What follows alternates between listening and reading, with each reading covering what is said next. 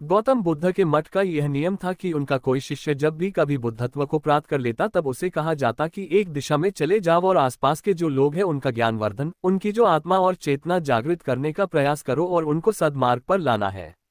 उनका एक शिष्य था जो 6 साल से मठ में रह रहा था और तपस्या कर रहा था। एक दिन वह परेशान हुआ और सोचने लगा कि मेरे गुरुदेव ने मुझे आदेश क्यों नहीं दिया। इसी बात पर नाराज होकर वह गौतम बुद्ध के पास गया और कहने लगा कि मेरी तपस्या में ऐसी क्या कमी रह गई?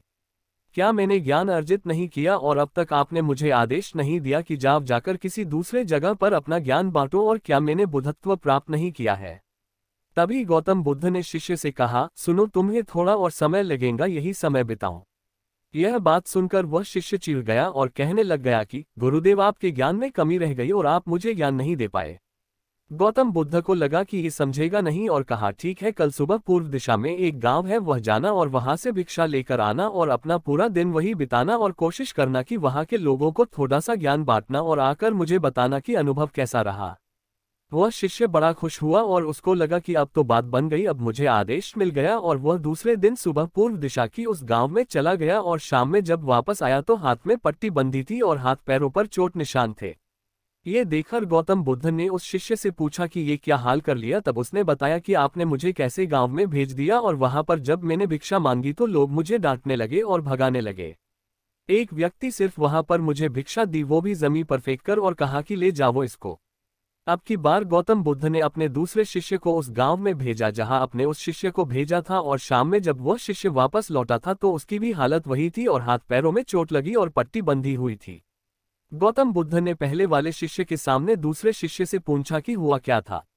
तब उसने कहा कि जिस गांव में आपने मुझे भेजा था वह के लोग बड़े भोले भाले हैं, भिक्षा दे नहीं रहे थे, और एक व्यक्ति ने मुझे जमीन पर फेंककर भिक्षा दी और मैंने उसे स्वीकार कर लिया और उसे आशीर्वाद दिया कि तुम्हारा कल्याण हो। तो वह व्यक्ति चौंक गया और कहने लगा कि आप गजब के इंसान हो, मैं आपको जमीन पर फेंककर भिक्षा दी और आप मुझे कल्याण हो का आशीर्वाद दिया। तब मैंने उसे कहा कि मैं अपना कर्तव्य निभाऊंगा और आप भी बड़े दानी हैं और आपने मुझे भिक्षा दी है। उसके बाद में जब वह से निकल रहा तब मैंने देखा कि एक बच्चा बीमार था और मैं जंगल में गया तब वहां से जड़ी बूटी लाने, और जब मैं लौट रहा था तब कुछ लोगों ने मुझे पकड़ लिया और पूछने लगे कि यह जड़ी बूटी कहाँ लेकर जा रहे हूँ। तब मैंने उनसे निवेदन किया कि मुझे छोड़ दो, एक बीमार छोटे बच्चे की मदद करनी है, और तब उन्होंने मुझे छोड़ दिया। जब मैं गांव में वापस आकर उस बच्चे की मलहम पट्टी कर रहा था तो तभी गांव वाले मुझ पर हमला करने लगे। तब उस दानी व्यक्ति ने जिसने मुझे जमीन पर फेंककर भिक्षा दी थी उसने गांव वालों को रोका और कहा कि यह ठीक व्यक्ति है और इसे अपना काम करने दो। जब मैंने जड़ी बूटी लगाई तो बच्चा ठीक हो गया और सब मेरे लिए तालियां बजाने लगे। सभी गांव वाले कहने लगे कि कल फिर आएगा गुरुदेव, मुझे कल फिर उस गांव में भेजिएगा, क्योंकि वह बड़े ही भोले लोग हैं, समझते नहीं है, बस प्यार बहुत है, और अब की बार कोशिश करूंगा कि थोड़ा प्यार और उनके पास पहुंचाने का और ज्ञान उन तक पहुंचाने का। वो सब ज्ञानी तो लेकिन बस जब अनजान व्यक्ति से बात करने में डरते हैं।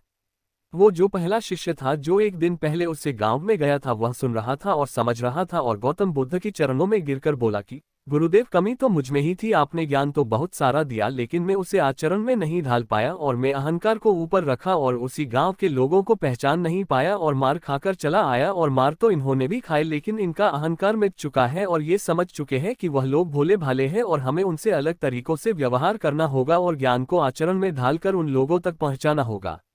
सीख, अच्छा इंसान बनने पर ध्यान दीजिए, अच्छा समय अपने आप चला आएगा। हम अच्छा समय लाना चाहते हैं लेकिन अच्छा इंसान नहीं बन पाते हैं और सारी गड़बड़ बस यही हो जाती है।